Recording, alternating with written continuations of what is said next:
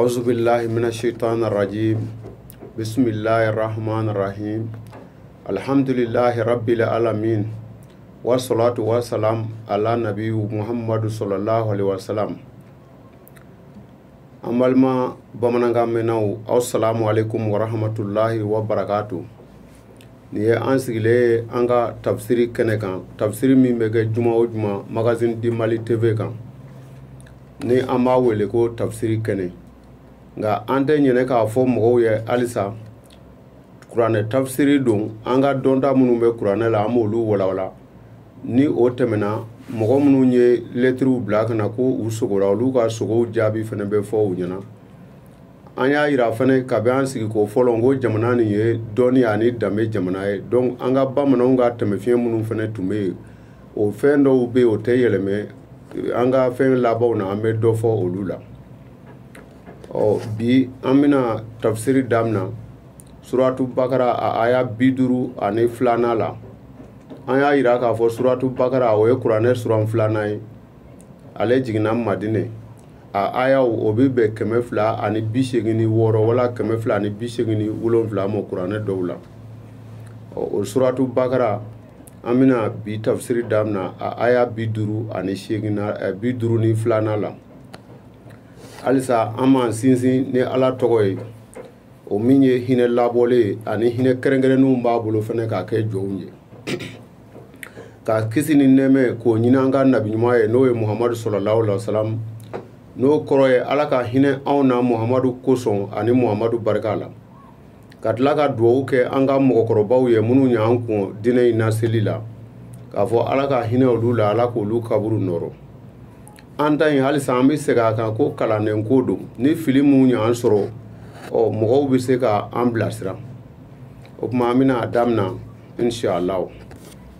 a'udhu billahi minash shaitanir rajim amina wuli yoro mina bi o suratu bakara aya biduru ani flana ye yoro min ne Allah subhanahu wa ta'ala ba fo ko izkala Musa li qaumihi ko kumana mina nabila Musa ya fo aka jamae ya qaumi ko ya anga mo innakum zulamtum anfusukum ko aw ya yere kun tonyo bi itagastukum ijla ni misini minaliye ko batu fatubu ila bari'ikum ko kuma ayesen ako akata adaba mamo nga otubili beke chogodi faktulu anfusukum ko aka ayere kun faga zalikum khairul lakum inda bari'ikum ko ode hera kabum aw mayro fataba alaikum no kara alabi yafa aw alabi tubimna awmo innahu huwa tawwabur rahim ale tubimna baye hine kerengere nu mbabulu ka kawe fene o muna Musa ye nin fo aka mogo ye o soro la min fe ko me ala ye kabako chamange Musa ye antunyo olu fo ngo Musa Israelien o tume jonyana e aloro Israelien o tume jonyana Misra no e Egypte jamana ye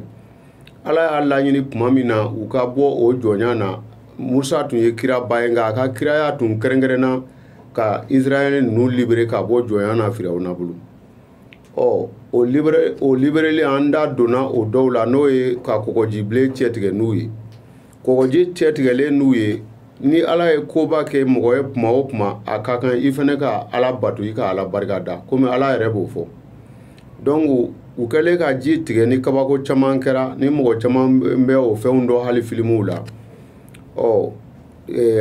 boya masen keto Musa ko ka bo asu binani abita o ke ka ala wele abe sun don abe ta o ke ala batu la ka ala barkada kadaka ay min ka ale Musa ye o sarate magulu o Musa tato o su binani kela a koroke min tum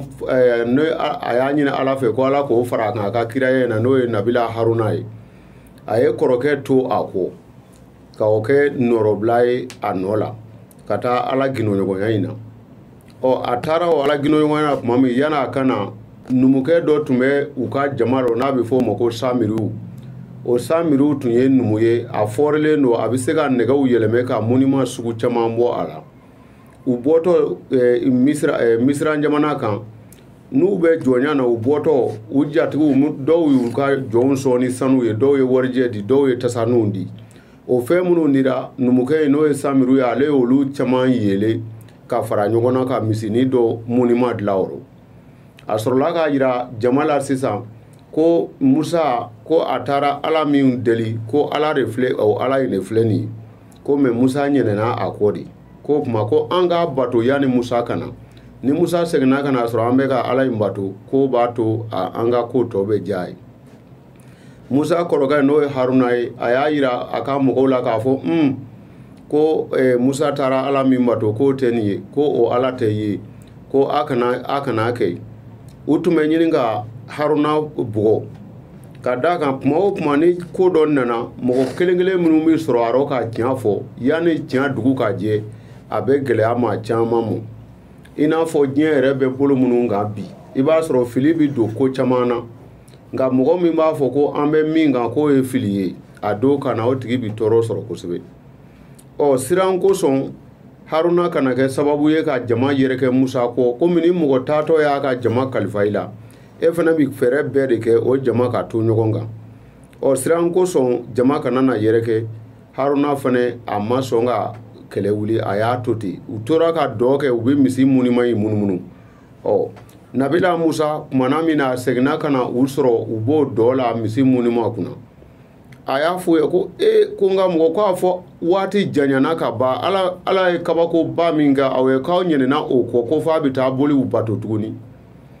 a dimi kojugu yɛrɛ a y'a kɔrɔkɛ minɛ a kunsigi ni bomosi ma k'o tufa mɛ an bɛna se o yɔrɔ ma o kumaw de ye nin ye sisan Musa sɔrɔla k'a fɔ ko pour que Ala ka yafa aw ma sisan fo a ka nimisa a ka kɛlen in na ka segin ka taa ka jurumu yafa wale kɛ o de tubu ila bare ukum c'est-à-dire ka i yɛrɛ ka jurumu yɛrɛ duloki bɔ i kana pewu a bɛ fɔ o de ma bare ukum i n'a fɔ i ye wale jugu min kɛ ka i fori ka bɔ o wale jugu duloki ro k'a kɛ komi i ma kɛ k'a miiri fana i tɛna dɔwɛrɛ kɛ ko o t'a bɔ dɛ minnu y'o wale jugu kɛ fɔ a k'olu sanctionner n'o ye ka olu faga o de la a ko fɔ a k'a yɛrɛ kun faga o kɔrɔ tɛ k'i ka muru da i yɛrɛ kana k'i yɛrɛ faga nka komi u bɛɛ ye balimamaw ye donc dɔw de sɔrɔla jama na minnu ye tiɲɛli kɛ o tiɲɛlikɛlaw ko fɔ u ka olu faga de n'o kɛra ko o de hɛrɛ ka bon u kan u daba ma yɔrɔ n'o ye Ala ye n'o kɛra ko Ala bɛ yafa u ma wa a bɛ hinɛ kɛrɛnkɛrɛnnin kɛ u ye fɛnɛ ko o masa don o de kibaruya nana suratu Bakara aya 53 in na ka na se 54 ma o kuma ka taa ɲɛ halisa Allah subhanahu wa ta'ala b'a fɔ ko wa iz kultum ya Musa ko kumana min na ne aw ko Musa mu n'o y'a ka jama ye halisa ko lan numinu laka k'an tɛna da i la fiyewu hatta nara Allahu jaharan ko fɔ an ka Ala ye an ɲɛ na fɔ an ka Ala yɛrɛ ye an ɲɛ na fa akazatukum sa'ikatu wa antum tansuruna ko yɔrɔ bɛɛ ko pɛrɛnga nana aw minna k'a sɔrɔ a jɔlen bɛ ka filɛli kɛ Musa an y'a yira ko Ala ye kabako caman k'a ye kuma o kuma ni Ala ye fɛn dɔ ɲini Ala fɛ a tun b'o kabako kɛ Musa ye a ka mɔgɔw ɲɛkɔrɔ mais a sera yɔrɔ la a ka jama hakili la ko filomani y'a don olu ko sa ko Musa dɛ ko don o don i bɛna ko dɔ fɔ ko Ala ko ta ko anw yɛrɛ tɛna da ye ka nin fɔtaw la bilen ko f'i ka Ala yira an na sara an k'o y'an ɲɛ na o kɛra min kɛ Ala ye nɔrɔ fitinin bɔ pɛrɛnga y'u minɛ k'a sɔrɔ u jɔlen don u bɛ ka filɛli kɛ o sɔrɔla min fɛ sɛbɛnni dɔw y'a yira k'a fɔ u y'o fɔ min kɛ Musa y'a fɔ k'u ka fan dɔ filɛ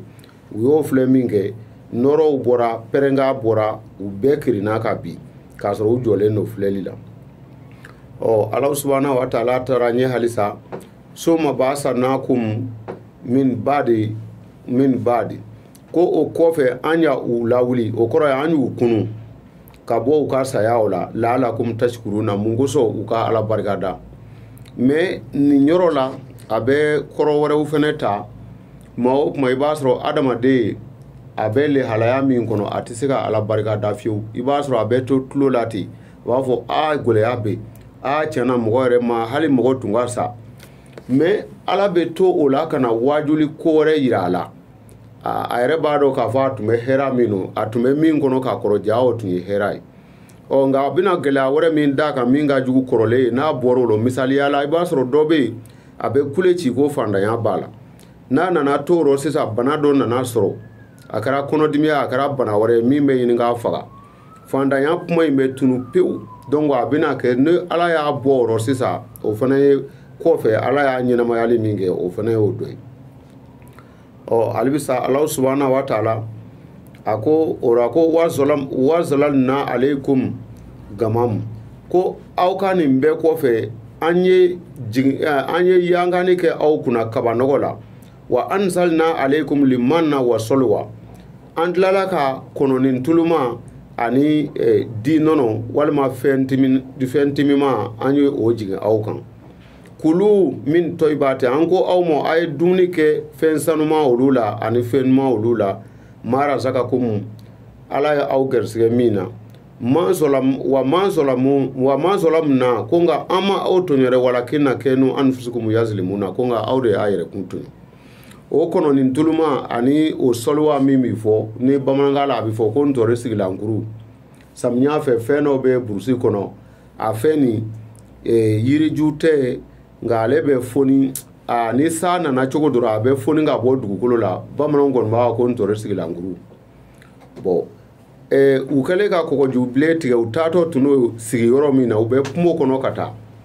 u nan'u ka bugu turuturu yɔrɔ dɔrɔn dumuniko gɛlɛya nana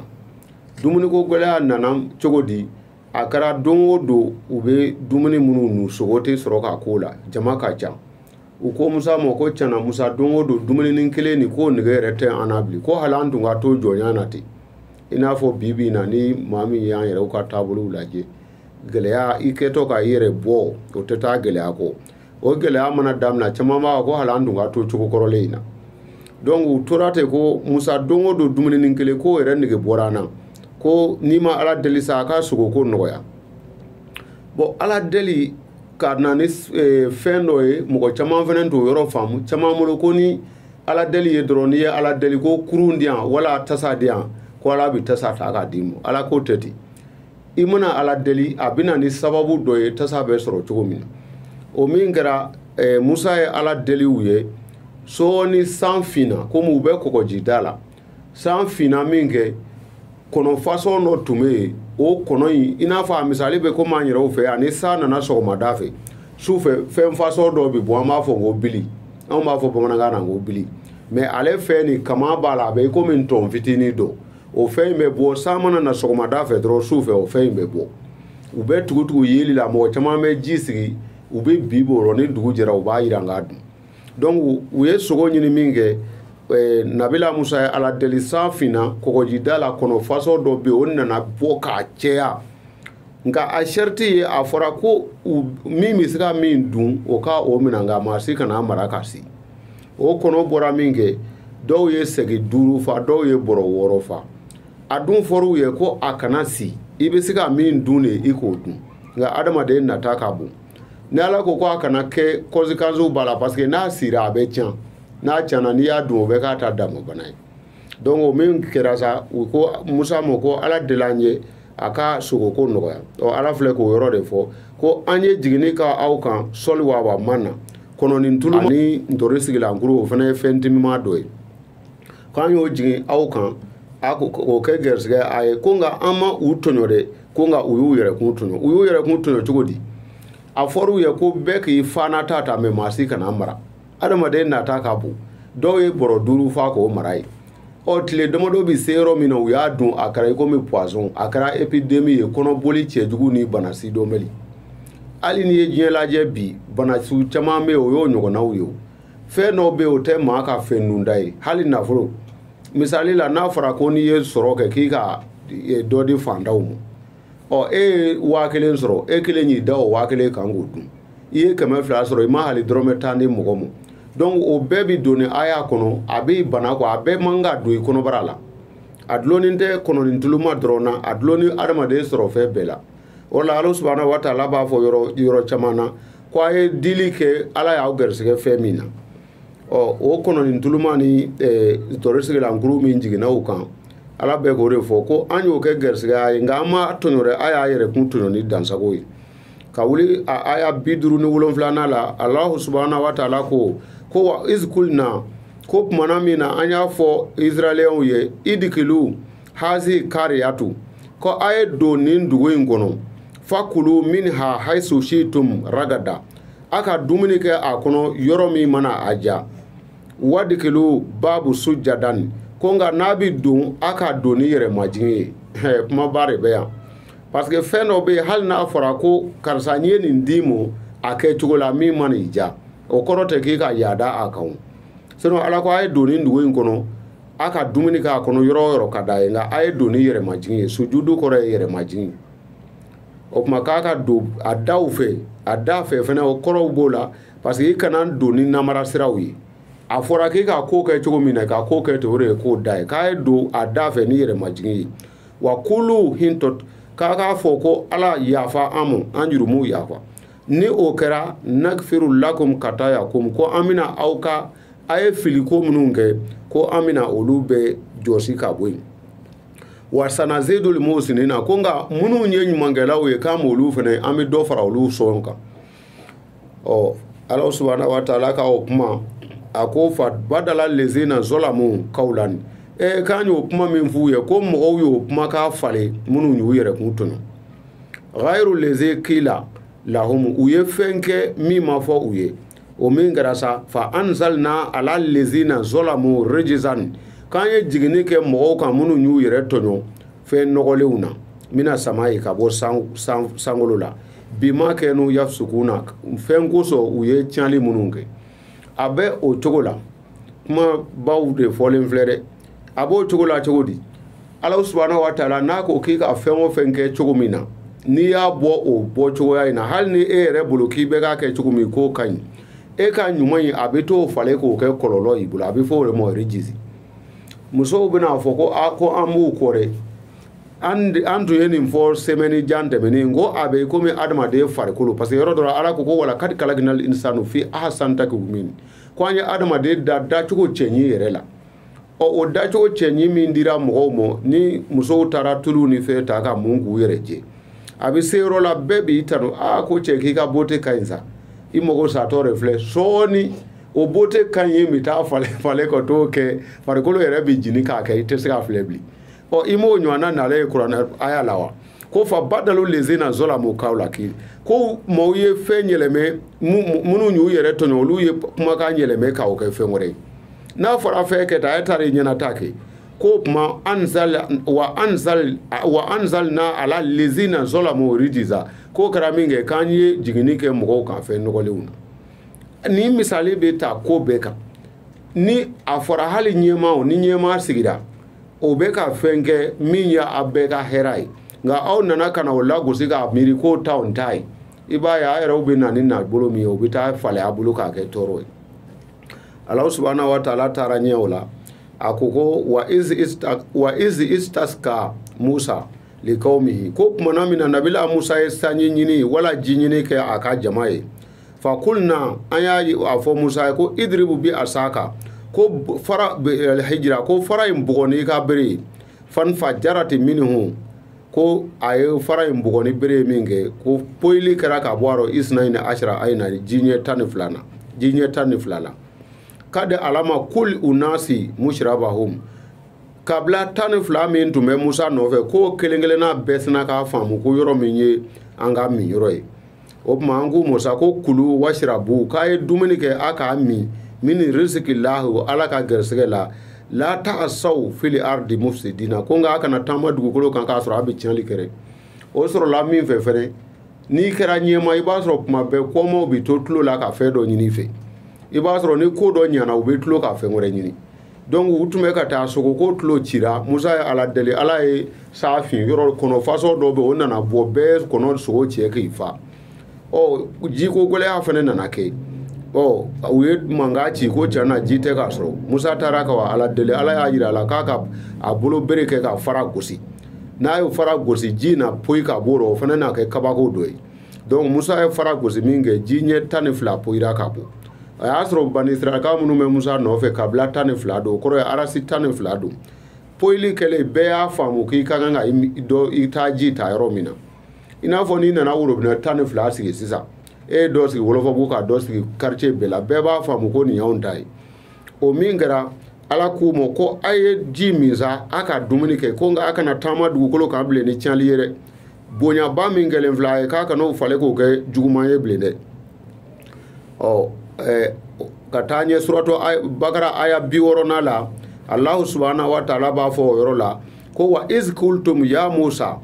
ko mana min na aw ko ko Musa ka maa ninnu ye Musa tɔɔrɔ koyi waati bɛɛ u bɛ tulo ci ka fɛn dɔ ɲini u ko tuguni ko ya Musa ko ke Musa lan nasbiru ala ta'ami wahidatan k'anw tɛ se ka sabali don o don dumuni kelen kan fadi u lana rabbuka ko kuma i kan mɛn ko ala min b'i bolo k'o wele an ɲɛ sare o ala wele an ye yukriju lana mimma tunbitul ardi k'a ka bɔli k'an ye dugukolo sɛnɛfɛnw na minali bakliha wa kisaiha wa fumiha shuw ani fɛnw tigɛw ani tigɛgolɛnw ani wosow ko kuma ala delisa k'olu fɛnw mɔ an ye o y'a sɔrɔ u tɛ sɛnɛ kɛ nka ala barika la u balo bɛ sɔrɔ a sera yɔrɔ dɔrɔn ko u dumuni kelen nege bɔr'u la ko Musa ka ala deliw ye sa dugukolo sɛnɛfɛnw n'o ye shuw wosow k'u olu ka fɔ n'u ye wa adasiha ani tigɛninkurun wa basoliha ani jabaw Musa sɔrɔla k'ala Musa ko atastabdilu na alezina huwa adina bilezina huwa khairu ko a bɛ fɛn falen fɛn na fɛn min hɛrɛ ka bon a b'o falen fɛn jasilen la wa ko kuma ihibitu bi misra ko n'o don a ye segin a ka taa Egypte misra jɔnya la a nɔrɔ fa inna lakum ma sa'altum n'a taara ye ko fɛn b'aw ye a ye min ɲini o kuma o kɛra min kɛ wadrabatu alayhim zillatu ko ala sɔrɔla ka dɔgɔya a y'o kɛ u sigi o jigin u kan wali masakina ani fandanya wa aba'u bi garobe minallahi u seginna ka bɔ ala yɔrɔ ni dimi ye bi annahum kanu yakfiruna ka da kan u fitiri waliyara ala mu bi ayati la u fitiri waliyara ala ka tɛmɛsɛnw mu wa yaquluna u b'a fɔ wa yaktuluna nabiyina u b'u ka nabi ɲumanw faga bi ghayril haqi k'a sɔrɔ a ma kɛ ni tiɲɛ ye zalika bima asaw o kɛra ka da fɛn kan u ye ala kota min kɛ wa kɛnu ya'taduna n'u ka dansago ni ala sɔnna ma nin aya in an bɛna nin walawala an ka sigi nata suratu bakara aya 61 na an jɔlen filɛ ye ka da waatiw n'u cogoya kan nka a aya in ka jan nka kuma caman b'a kɔnɔ n'an sigira don nata ni ala sɔnna an b'o walawala assalamu alaikum wa rahmatullahi wa barakatuh. Ayiwa an balima magasin Mali TV filɛbaw halisa an n'a badenkɛ don a n'a denkɛ Abdurahmani Jɔkolon Konate ka bɔ Banankɔrɔ Senu n'u b'a wele ko Seku nin ye an dontɔ ye an ka sogow kɔnɔ an y'a yira u la ka bɛn an ka tafsiri daminɛw la k'a fɔ an ka sigi nin a bɛ kɛ ko 3 kan n'o ye ala ka kuma laseli n'o ye kuranɛ tafsiriw ye o kɔfɛ minnu bɛna lɛtiriw bila ka na ka u ka sogow fɔ an b'olu fana jaabi ani o kɔfɛ an ka jamana ye dɔɔni ni danbe jamana ye an bɛ tɛmɛfiɲɛ dɔw fɔ don o don an bɛ fɛn dɔ ta ka kuma o tɛmɛfiɲɛw kan nin y'an dontɔ ye sogow kɔnɔ nka yanni an ka don sogow kɔnɔ bi an ka sigi tɛmɛni kana se bi ma mɔgɔ 16 ye lɛtiri tiɲɛ an ma mɛ an tɛna se ka o bɛɛ ta an bɛna mɔgɔ 5 ka lɛtiri ta ka olu ka sogow jaabi o mɔgɔ fɔlɔ o ye Sarantu ye o bɛ bɔ Kalabankɔrɔ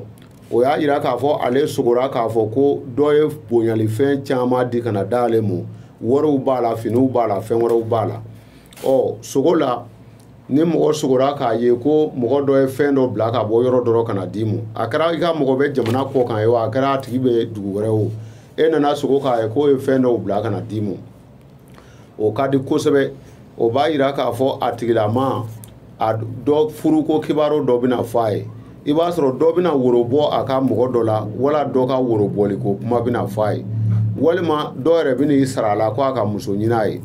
ka sogo k'a ye ko fɛn dɔ bilara kana d'i ma i n'a fɔ cadeau bilara kana d'i ma o bɛ furu ɲini kibaruyaw fɔ ni an bɔra o kɔnɔ o mɔgɔ filanan min fana ye lɛtiri ci kana k'a fɔ ko a fana sogora o tɔgɔ ye musokura o bɛ bɔ Kalifabugu ale ko k'ale sogora k'a ye baganbo caman ko ale bɛ k'o fura an b'a yira k'a fɔ a kɛra bagan bo ye a kɛra waraw bo ye a kɛra bo fan o fan ye ni mɔgɔ sogora k'a ye bojalan fan o fan i bɛ k'o fura o b'a yira a tigilama bɛna nafolo caman kɛ ɲɔgɔn kan sababu dɔ la bagan min ma ɲi fiyewu o ye bo kɛnɛ ye mɛ komi an t'o kan a ko ale sogora k'a ye ale bɛ ka baganbo misibow a bagan bo caman jalen a bɛ k'o fura an b'a fɔ a ye a k'a nisɔndiya o bɛ nafolo mara ko fɔ a bɛna nafolo caman sɔrɔ sogo sabana mɔgɔ min y'o lɛtiri tiɲɛ mɔ o tɔgɔ ye ko kankun o bɛ bɔ senu o ko ale sogora ka du ye k'a ye ko ale bɛ a cɛ ye du kura jɔ ale bɛ o du kɔnɔ du sogo la ale bɛ adamaden ka ɲɛnamaya gɛrisigɛ cogoya fɔ ni mɔgɔ nana sogo k'a ye I bɛ du kɔnɔ du in kɔnɔ fila fɛrɛlen don sow jɔcogo ka ɲi e yɛrɛ nisɔndiyalen don o b'a yira ni cɛgana don ni muso gana don a tigi bɛna furu sɔrɔ ni cɛgana don a bɛna muso furu nka ni muso b'a bolo a tigi bolo wala a tigi furulen don u bɛ den hɛrɛma dɔ sɔrɔ walima ni o yɛrɛ bɛɛ b'u bolo u bɛna sɔrɔ hɛrɛ dɔ sɔrɔ min ɲa n'a kundama bɛ komi du in cogoya a bɛ se ka kɛ hali baarada ye min ye baara ɲuman ye komi du in cogoya an ka sogo naaninan min y'o lɛtiri ci ka na an mɔ o tɔgɔ ye ko tangara o bɛ bɔ kɛɲɛba o kɔni ko ale sogora k'a ye ko bitigi bɛ ale ka so da la o bitigi falen don minɛ la an b'a yira a fana na k'a fɔ a ka sogo kɔrɔ ka ɲi bitigi du da la a bɛ dutigi muso teriw walima dutigi yɛrɛ teriw a b'o olu de ko fɔ n'i y'a sɔrɔ bitigi in kɔnɔna falen don minɛ ɲumanw na o b'a yira ni teriw b'a muso fɛ wala ale yɛrɛ teriw olu caman bɛna kɛ teri ɲumanw ye nka ni fɛn dɔw bɛ bitigi in kɔnɔ minnu tɛ fɛn faamutaw ye o b'a yira a dɔw la ni cɛ dɔ a k'a yɛrɛ kɔlɔsi a muso kana na sitana kana na se o la ni muso yɛrɛ dɔ a k'a yɛrɛ kɔlɔsi dɔw kana na don a cɛ senkɔrɔ ka sitana don a la an ka sogo duurunan an ye lɛtiri mun sɔrɔ an y'a yira n ko maa 17 ye lɛtiri ci nka an bɛ maa 5 dɔrɔn ta k'o fɔ o sogo duurunan o ye so a ko so nka a ma tɔgɔ fɔ ale bɛ bɔ Sikaso a ko ale sogora k'a ye ko ji min nɔgɔ gunyalen b'ale la ale bɛ ka ji ɲini k'a b'a min a ma ji sɔrɔ o kɔni o sogo de kɔrɔ kɔni don dɔɔni ni mɔgɔ sogora k'a fɔ ji min nɔgɔ b'e la nka e ye ji ɲini i ma ji sɔrɔ saraka gɛlɛnbɔ bɛ a tigi mɔ o b'a yira fantanya gɛlɛn bɛna a tigi sɔrɔ walima a tigi ka ko dɔ bɛna balan n'a y'a sɔrɔ a tigi ye taamaden ye a ka sɛbɛnko tɛ se ka ɲɛnabɔ fiyewu n'a y'a sɔrɔ a bɛ muso furu la a ka furuko tɛ ɲɛnabɔ fiyewu o nege gunyalen bi to a la ɲɛ tɛ sɔrɔ a la n'a yɛrɛ y'a sɔrɔ a tigilama fana sɔrɔ b'a la ni saraka gɛlɛn tɛ fantanya bɛna a sɔrɔ o sogo duuru an dun y'a kanu ka olu kɔrɔfɔ o tigiw ye nka halisa mɔgɔw kana ɲinɛ ka lɛtiri ci a ye abonné magazine Dimbali TV kan n'a abonnera n'a y'an ka sogo fɛn ninnu sɔrɔ aw bɛ se k'a ka messagew ci aw bɛ se ka lɛtiriw ci an ka numérow kan ni Ala sɔnna n'an bɛ wuli magazine Dimbali yɛrɛ a numéro an bɛn'o di aw kan k'a ka lɛtiriw ci minnu kan ka taa ɲɛ an yɛrɛw bɛna dɔɔnin fɔ sogo dɔw la k'a sɔrɔ ka o rubrique datugu ye mɔgɔ caman b'a yira k'a fɔ u sogora baji la i bɛ magazine Dimbali numéro sɛbɛn a kan d'accord donc fɔ ne ye n ka numéro di mais nin yɔrɔnin tigɛra ka bɔ a la sa d'accord sisan halisa an bɛ continuer n'an ka sogow ye mɔgɔ dɔw b'a yira kuma bɛɛ k'u sogora baji la nka an t'a fɛ ka an balima sogo kɔrɔfɔla tɔw lagosi nka yɔrɔnin dɔ bɛ diyagoya don f'an ka an badenw fana bɔ fili la mɔgɔw caman bɛ yen olu b'a fɔ ko ko mɔgɔ min bɛ to ka sogo baji la ko b'a yira ko o dolo de bɛ ji rɔ an t'u sɔsɔ bɛɛ n'i ka dɔnni danyɔrɔ don nka an b'a yira sogo kɔrɔfɔlaw la k'a fɔ bajila sogo ale bɛ kɔrɔ belebele 3 de fɔ baji a bɛ nafolotigiba faamaba dɔnnibaba bajila sogo bɛ nin kɔrɔ 3 fɔ naaninan min b'a la o ye jamana voie publique ye i n'a fɔ boulevard ba bɛ jamana gitɔrɔn ba bɛ o fana fɔ cogoya dɔ la nka ni mɔgɔ min nana sogo baji la k'a ye e nana bada la i nana ji dɔ soli k'a kɛ i mago ye n'a y'a sɔrɔ o tigilama bɛ wari ɲini na a bɛna wari sɔrɔ faamala mɔgɔ dɔ fɛ n'a bɛ baara ɲini na a bɛ baara sɔrɔ faamala mɔgɔ dɔ fɛ walima a bɛ se ka baara sɔrɔ dɔnnibaa dɔ fɛ walima a bɛ se ka baara yɛrɛ sɔrɔ waritigi dɔ fɛ baji la k'a ye i nana ji dɔ t'a la o bɛ o ɲɔgɔnna fɔ nga mɔgɔw kana ɲinɛ diɲɛ fɛn o fɛn Ala subhanahu wa taala yɛrɛ sababu kɛ fɛn bɛɛ la nin fɛn minnu fɔra ni mɔgɔ mun ya o sogo façonw ye sarakaw bɛ a la saraka kɔrɔ tɛ ko n'i ma saraka bɔ ko a tɛ ɲa nka saraka misaliya bɛ i n'a fɔ bolifɛntigi ani sennama maa min b'a sen la n'a fɔra sa k'a ka wuli ya ka taa Sikaso min bɛ a sen la ani min bɛ nɛgɛso la o bɛ se sennama ɲɛ dɛ min fana bɛ moto la o bɛ se nɛgɛsotigi ɲɛ min bɛ mobili la o bɛ se o ɲɛ min bɛ avion na o fana bɛ se tɔw ɲɛ wa saraka misali bɛ ten parce que n'an ma o fɔ dɔw t'a faamu dɔw bɛ nin bɛ bila karamɔgɔw ka fɛn ɲini kɔnɔ ni karamɔgɔ ye fɛn ɲini baasi t'o la nka saraka o tɛ nkalon ye ni mɔgɔ minnu sogora ni sogo façonw na an b'a ɲini u fɛ u ka an wele n'u y'an wele a sarakaw bɛ fɔ u ye waati ko cogoya kosɔn an bɛna bi sogo kɔrɔfɔ datugu nin yɔrɔ la nka halisa ni sogow b'aw fɛ a bɛ se ka lɛtiriw bila ka na don nata an bɛna nimero d'aw ma lɛtiriw message lama bɛna min kɔnɔ nka yanni o cɛ a bɛ se ka weleli kɛ ne yɛrɛ ka nimero kan k'a ka sogow fɔ an b'u sɛbɛn n'an nana ni Ala sɔnna an b'u jaabi halisa aw n'a badenkɛ a n'a denkɛ n'o ye Abdurahmani Jɔkolon Konate n'u b'a wele ko Seko ka bɔ Banankɔrɔ Senu an ka téléphone nimero o ye 79 49 72 37 téléphone numéro wɛrɛ o ye 51 76 64 13 ni mɔgɔ minnu b'a fɛ ka ɲininkali kɛ sogow la a ye weleli kɛ nin numéro kan a k'a ka sogow fɔ yanni jumadon cɛ an b'u sɛbɛn n'an sera yan an b'a jaabi aw salamu alaikum wa rahmatulahi wa barakatuh an bɛna don an ka sigi kun sabanan kɔnɔ n'o ye bamananw ka tɛmɛfiɲɛ an y'a yira k'a fɔ an ka jamana danbe jamana don dɔɔni jamana don ko tɛmɛfiɲɛ bɛ fɛn kelen-kelen bɛɛ la nka n'i tɛ min dɔn i tɛ o dɔn bi an b'a fɛ ka kuma fɛn min tɛmɛfiɲɛ kan bi o ye wulu ye wulu bɛɛ b'a dɔn an sigiɲɔgɔn don wulu fana hɔrɔnya min bɛ wulu la a tɛ dafɛ caman na wulu tɛ sɔn fiyewu ka a tigi janfa wa wulu b'a tigi bonya da la o kuma wulu an b'a fɛ ka dɔɔni fɔ wulu ka tɛmɛfiɲɛ kan bamananw ka jate la ni dugutaa tun bɛ maa min bolo i n'a fɔ i b'a fɛ ka taa dugu la walima hali i b'a fɛ ka muso furu yɛrɛ walima hali i b'a fɛ ka ko kura dɔ kɔni daminɛ o ye jago ye o ye fɛn o fɛn kura daminɛtɔ ye ni wulu bɛ u ka so o ko in daminɛ don u bɔtɔ u bɛ wulu wele u nɔfɛ u bɛ dɔɔni taama misali la n'a tigi taatɔ don dugu la n'u ye dɔɔni taama u sera ɲɛfɛ dɔrɔn ni wulu girinna ka boli n'a bolila ka taa kini yanfan fɛ o b'a yira k'a fɔ a tigilama bɛ taa taama min na o taama ka di kosɛbɛ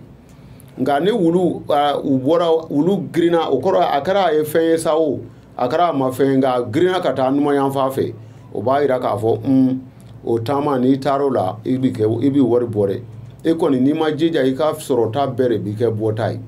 nka ni wulu girinna ka na kini yanfan fɛ o b'a yira i bɛna sɔrɔ kɛ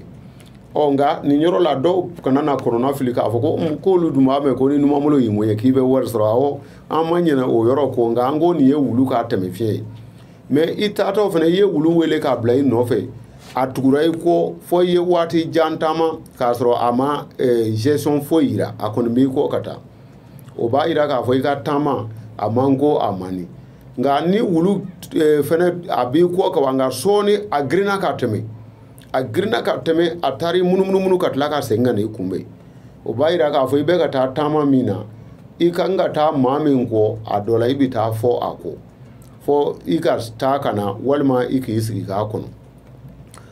nka baasi tɛ i taatɔ yɛrɛ wulu n'i bɛ ɲɔgɔn fɛ ka wa a kɛra a ye fɛn ye o a kɛra a ma fɛn ye a kɔni balila ka kasi ten a balila ka kasi o b'a yira k'a fɔ n'i taara o taama fɛnɛ kuma caman bɛna wuli nka e yɛrɛ ka kuma tɛrɛ nka maa dɔw bɛ kuma caman wuli ka na o sara i la e yɛrɛ ti don kɛlɛyɔrɔ nka u bɛ n'i tɔɔrɔ dɔ ni dɔ bɛ kɛ ɲɔgɔn na u bɛ n'a fɔ e ye ko ko cɛ ye n tɔɔrɔ ko tiɲɛ fɔ an ni ɲɔgɔn cɛ nka e yɛrɛ taatɔ sa i ye wulu wele k'a dɛsɛ wulu y'a kun kɔrɔ ta k'i lajɛ ta a ma sɔn wulili ma o kɔni an b'a fɔ an badenw ye o k'o taama bɔ a ma pewu o taama n'i taara n'i ma jija i yɛrɛ ɲuman tɛ segin wulu fana nafa caman b'a la wulu ni furuko gɛlɛyalen don maa min ma kosɛbɛ kosɛbɛ ni wulu b'a ka so wala wulu b'a kɛrɛfɛ ni dugu jɛra a ka wulu in kɔlɔsi ni wulu bɔra a ka wulu sennɔ buguri 4 cɛ a sen da nɔ buguri 4 n'a y'o cɛ ka o kɛ ji o dɔɔnin kɛ ji rɔ k'i ko furu ni muso dɔ ma ko f'a ye muso dɔ bɛna i yɛrɛ ko f'a ye nka musow fana ni cɛ ko gɛlɛyalen don mɔgɔ min ma an kɔni bɛ nin yɔrɔnin fɔ ten mɛ an tɛna fayida wɛrɛ di o yɔrɔw kan bilen ni cɛ ko gɛlɛyalen bɛ muso min fana ma kosɛbɛ ko wulu bɛ sigida la a k'a kɔlɔsi wulu sennɔ buguri 3 o kɔrɔ n'a ye wulu bɔra a mana sen da ka dɔwɛrɛ da ka dɔwɛrɛ da wulu sennɔ buguri sen danɔ bugu 3 n'a y'o buguri sɔrɔ ka cɛ o yɛrɛ gindo b'o la an bɛna an dɛ k'o dɔɔnin fɔ ni cɛ don ne an ye fɔlɔ min fɔ n'o ye ka buguri 4 sennɔ buguri 4 cɛ n'a ye muso o muso tɔgɔ ŋanikɛ o la k'o wele o la a kɛra a y'a kɛ tulu dɔ a kɛra a y'i ko n'a ye o muso kelen bɛ jarabi a la de mɛ an m'an ta dabɔ ko mɔgɔw k'a kɛ sunkuruntigɛla ye ayi parce que bi bi in na n'i y'i ka fɛn ɲɛnama fɔ u bɛ taa sanu falen sira la an ta ma dabɔ o kama ni muso don fana n'a ye wulu sennɔ buguri 3 cɛ ale b'a fɛ cɛ min k'a furu tigitigi a k'o tɔgɔ wele a la seɲa 3 karisa ne de cɛ ye karisa ne de cɛ ye wulu o cɛ sina kɔni o bɛ lajara o bɛ jarabi a la a bɛ kɛ kabako ba ye o kɔni ye fayida kunkurunin ye k'o di mɔgɔw ma minnu bɛ abonné magazine Denbali kan halisa a kana ɲinɛ ka abonné magazine Denbali TV kan ni ala sɔnna a bɛ ko camanw sɔrɔ an ka téléphone numéro ka segin o kan o ye 79 49 72 37 51 76 64 13 a n'aw badenkɛ a n'aw denkɛ Abdurahmani Jɔkolon Konate ka bɔ Banakɔrɔ Senu n'u b'a wele ko Seku assalamu alaikum wa rahmatulahi wa barakatuhu a k'an bɛn juma wɛrɛ